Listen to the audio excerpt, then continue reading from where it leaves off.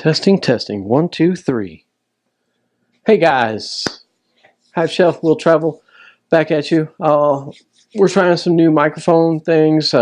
Really working out some problems with the audio and my having to deal with the audio and post-production, and you know it's been a lot of hassle. But you know what they say: when life gives you lemons, make chicken piccata. So that's what we're gonna do. Piccata sauce, quick, easy, light, bright, wonderful sauce. I'm going to show you how to make a quick roux, a quick velouté, and a quick piccata sauce. I mean, all told, it takes an hour, and that's if you're setting up, you know, lights and cameras and microphones.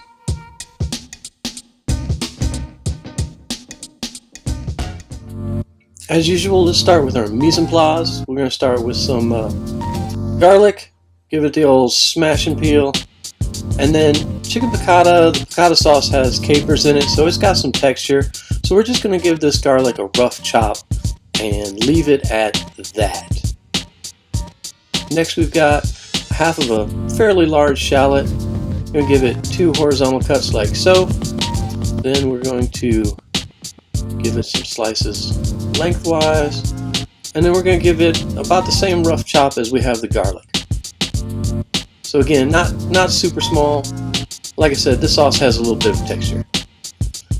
We're going to go with some capers. Butter knife is good for getting those out of that tiny little jar. Going for a tablespoon with the brine. We want the brine. That's going to be our primary source of salt for this sauce. Next, we're going to zest an entire lemon. The lemon is going to play off of the capers and parsley and give this a really fresh, bright flavor. A little briny, a little salty, a little sour. It's a really awesome sauce. It really reminds you of spring with that fresh parsley. And like I said, we're going to use a little lemon juice too, so just cut off about an inch of the lemon and give that a squeeze. You're looking for about a teaspoon of lemon juice. Some fresh parsley. Now, don't be afraid to cut too much. We're going to use some in the sauce and some for the garnish. Now we've got our chicken breasts. I had 1 large chicken breast that I split into 2. And we're going to cover this with a little bit of saran wrap. And then we're going to give it a pounding with our meat tenderizer.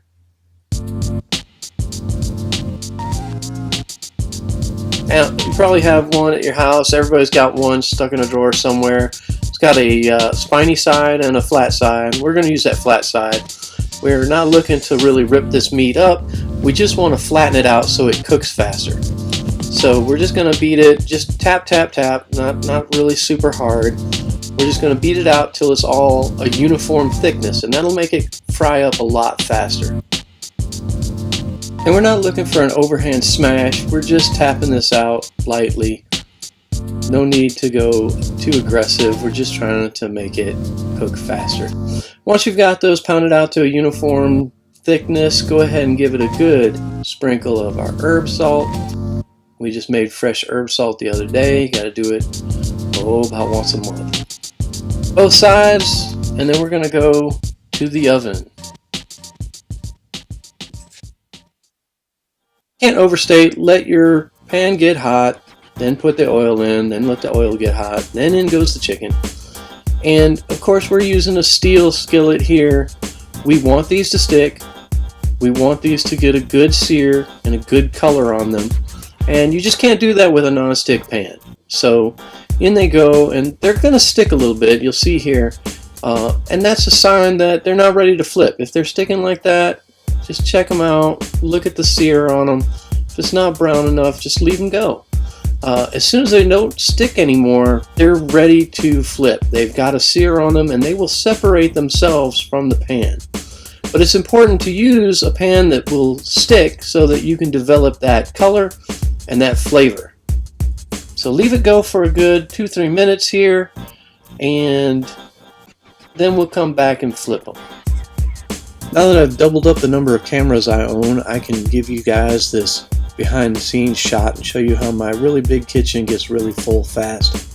Can't tell you how many times I've tripped on those lighting rigs. After about 3 or 4 minutes, our chicken will flip easily. You might notice it's not developed a lot of brown color, but That brown color will develop as the chicken cooks, so we're just going to move this to another burner so that we can use this one for our sauce. It's a slightly deeper pan, but the same large footprint, so it takes up all the burner. The more hot surface area we have, the faster this goes.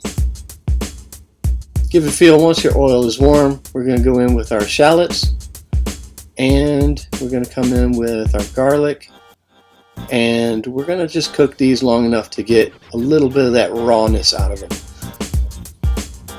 So keep them moving. We don't want to brown them up too much. They're going to get a little brown, but keep them moving. Like I said, this is a fast sauce. We're not going to cut the camera away from here on because the sauce is really this fast. So sauteing them in the olive oil, frying them in the olive oil like this, it's going to speed up the process. They're not going to be fully cooked, but by the time we get everything brought together, these will be cooked all the way through. This is just going to speed the process up. Once we start getting some brown in the bottom of the pan like so, you see that brown developing there. Now we're going to come in with a tablespoon of butter, no salt, sweet cream butter. And now we're going to kick the heat down here because you want this butter to melt, but you don't want it to start browning. We're not looking for a brown butter for this sauce. It's just melted butter. So kick your heat down to medium-low and just ride the residual heat of that pan. That'll do the work for us. And just let this butter melt. And like I said, keep things moving. This is, like I said, this is a fast sauce. So just keep everything moving so nothing gets scorched. Once we've got our butter melted down, and it's just about there, but once we get the butter melted down, we're going to add in a tablespoon of flour. So tablespoon of butter, tablespoon of flour, that's a basic roux. A roux is nothing more than a fat and flour mixed together. The fat helps to make the flour blend and emulsify with other liquids easier. And it's really, like I said, simple. It's just a fat and a flour. You can use olive oil or vegetable oil with flour. Butter and flour is a better flavor. That's a blonde roux. And now we're going to add a cup and a half of chicken stock. And the chicken stock added to the roux is a velouté. So that's it. It's a mother sauce. It's really simple. It's not complicated, but it's one of those things that it's got a term so that guys who work in the kitchen know what it is, and people who don't. So you can see that sauce is thickened up almost immediately. Now we're going to go in with our capers and the brine from that capers. Got a little bubbling. We've got some lemon juice, and then our lemon peel, lemon zest. So all that goes in. And then finally, we're going to use about half of the parsley I cut up. It's probably about 2 teaspoons worth of parsley. Just enough to give it some green, give it a little color. Stir it up, and we're pretty good to go. Again, most sauces like this are pretty easy to work with. If you get it too thick, and this is getting a little bit too thick, you can add just a little bit more water. And if it's getting too thin, just let it sit on the heat. The heat will make that water evaporate and thicken that sauce back up. So it's a really forgiving sauce. And it's a really tasty sauce. So, and that's it. Final plate, a little fresh fettuccine, chicken breast on top. You can see that brown on there. Piccata sauce, a little parsley, and a dash of shredded Parmesan. And we're good to go. Let's go eat. Now guys, this is great with any protein, super great on veal, super great with pork, even good with shrimp or salmon.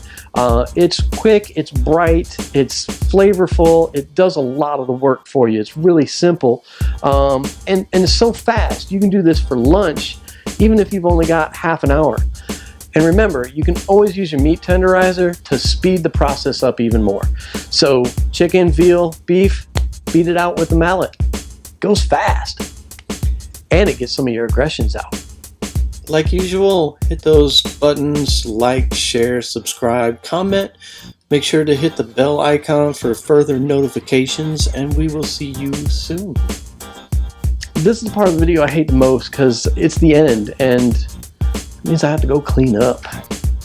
Oh, and one last thing, make sure to check out RevQueenDaddy.com. you can get the music that we use here on the channel straight from the guy who makes it. So go ahead and support our musician. Every little bit helps.